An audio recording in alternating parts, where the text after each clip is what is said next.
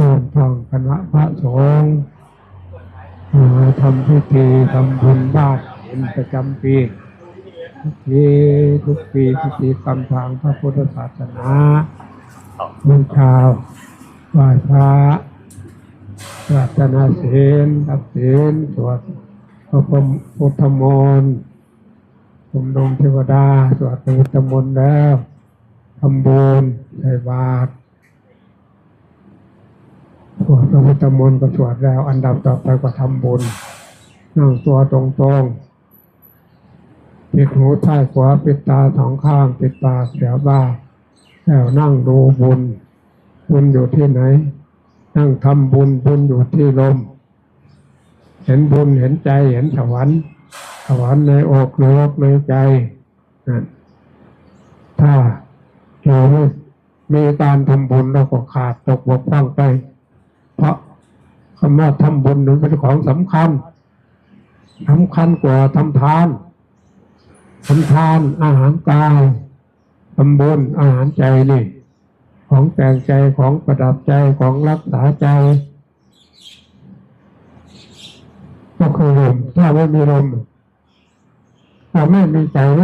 ก็ไม่มีตัวตนธาตุดินน้ำลมไฟก็ดับไปตามเรื่องของเขาถ้าท่านจะอาศัยลมธาตุลมเป็นที่พึ่งพาอาศัยของใจดูลมเข้าลมออกดูลมเข้าลมออกดูลมเข้าลมออกการพาทำบุญให้ทานการบอกทำบุญให้ทานมีอานิสงส์ยิ่งกว่าบอกให้สิ่งทั้งปวงอยู่ที่ไหนที่นี่ลมอยู่ที่ไหนที่นี่บุญอยู่ที่ลมอนาปานสติที่พระพุทธเจ้าได้ตรัสรู้ลมเข้าลมออกดูลมเข้าลมออกลมเข้าลมออก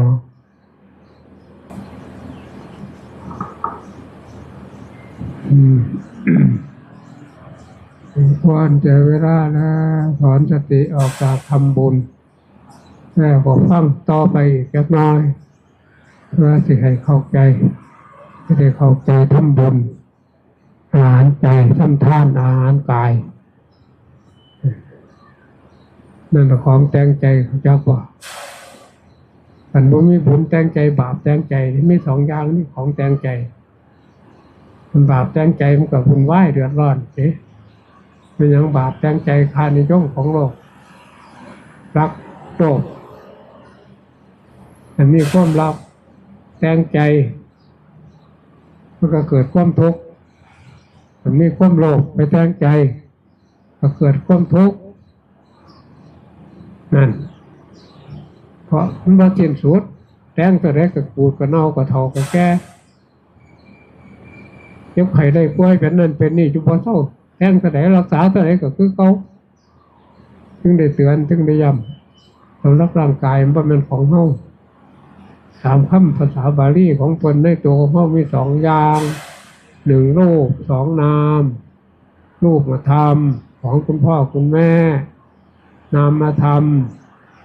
อยากว่าใจคือของคนเราคนเดียวใจทุกดวงอยากเกิดมาเป็นมนุษย์อยากพบพระพุทธศาสนาอยากปฏิบัติธรรมตามคำสอนของพระพุทธเจ้าพอมีร่างกายก็เริ่มใจไปทีแรกเขาบอกท่านมีครอบมีครัวเดือนหนึ่งสองเดือนบางผู้บางคนเป็นหลายปียังมี ลูกประทับมีแต่ใจย่ามทำก็สบายแน่แบบมีลูกประทับหรือยากเนี่ยแบบเพราะว่าปฏิสนธิทุกข์เพราะการเกิดเราเนี่ยแบบเห็นว่าแบบอยู่ในท้องก็ทุกข์ทำไรทำหนึ่งก็เพราะอะไรแบบออกมาเอาทุกข์อยู่ก็เก้าทุกข์เพราะการเกิดโดยเฉพาะสมัยสมือนี่พวกคือตะเกาสุขทุกข์เพราะการเกิดธรรมชาติเห็นแต่สัตว์สารสิงก็เห็นคนน้ำเบิ่งแบบธรรมชาติแบบสมือนี่พวกเห็นธรรมชาติฝากขั้นน้ำหมอตลอด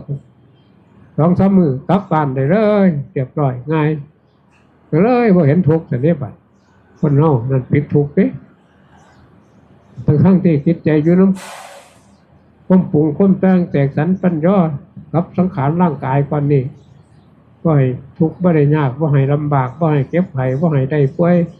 บ่ให้เป็นนั่นบ่ให้เป็นนี่หาแนวบำรุงบำเรอหาแนวมาประดับประดามาหาแนวมาถกมาแต่งโดยเฉพาะร้าน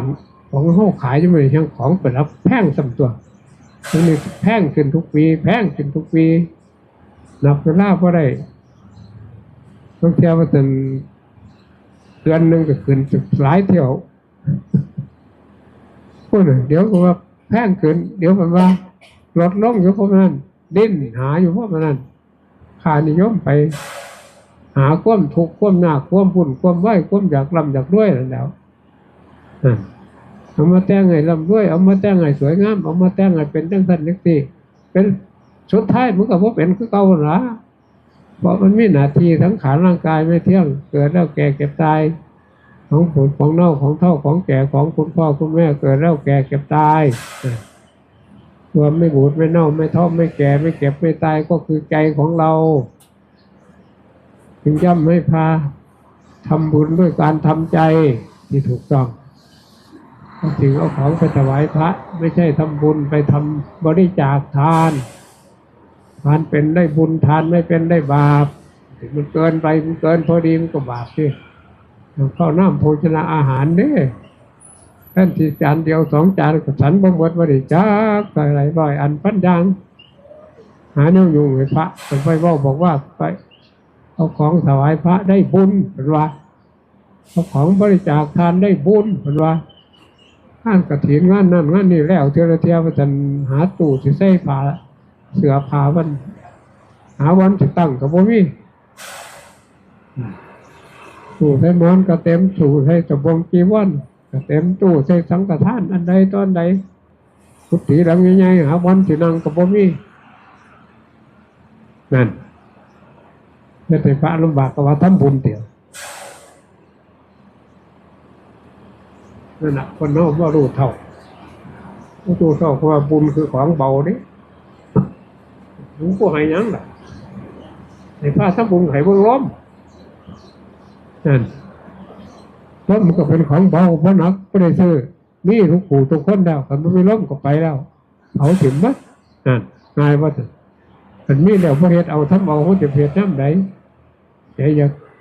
ทุกดวงอยากมาทำบุญแล้วพอทำเอากับบาดก็ตกทุกข์นั่นตัวหาที่เกิดมาได้เด้มาพ่อของดีของเลิศของประเสริฐแล้วพอเฮ็ดเอาพอทำเอาทุกกินเขาดิผู้อื่นกินแทนบ่ได้ดิมันก็ใส่อินทองคนนั้นผู้มากินดิบุญชั้นใดก็เหมือนกันดิมันก็ไปอินใจสำหรับคนนั้นผู้มาบุญกินบุญดิ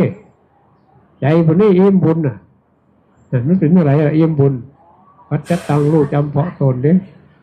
ว่าผู้อื่นบ่ได้เจ้าของผู้กินบุญผู้เฮ็ดบุญผู้ทำบุญรู้เองเห็นเองนั่นก็ได้ไปถามผู้ใดยากเป็นเบิ้งเป็นลูกก็เห็นก็สบายมีความสุขก็คือเบิ้งกวาดถาดก่อนทั้งฐานมีทั้งความทุกข์จากง่ามก็ทุกข์จากทำร้อยก็ทุกข์ตัวอ่อนใหญ่ๆก่อนบาปใหญ่ๆนี่พอมีสวยพอมีงามอยู่ในใจมันก็สุขก็งามนั่นให้เข้าใจงามที่ใจไม่ใช่งามใบหน้าคำภาษิตของพระพุทธเจ้าก็เป็นนักสั่นอยู่แล้วเลยคนหนุ่มก็เห็นน้ำพระพุทธเจ้าเห็นตามใจเจ้าของคนที่ใต้ก็หลงโง่งมแจเถียวแลว่าคนรูปตนเหมือนผียินดีสิ่งใดภายในเหม็นหนักหลงรักสุขปอดตาบอดใจกล้าเป็นบ้าความรักแค้นบ้าเฉพาะพนันแค้นจังใดอยู่จากทางไปสู่สวรรค์นิพพานโอ้ยน่าสลดใจเพื่อหน้าทุกุศลตนโยจมโลกานราชนาพระเจ้าพระทรงหลวงปู่พร้อมตั้งคณะพระเจ้าพระสงฆ์ออกตนโยจมโลกานญาติพี่น้องทั้งไกลไม่ชีไม่สาว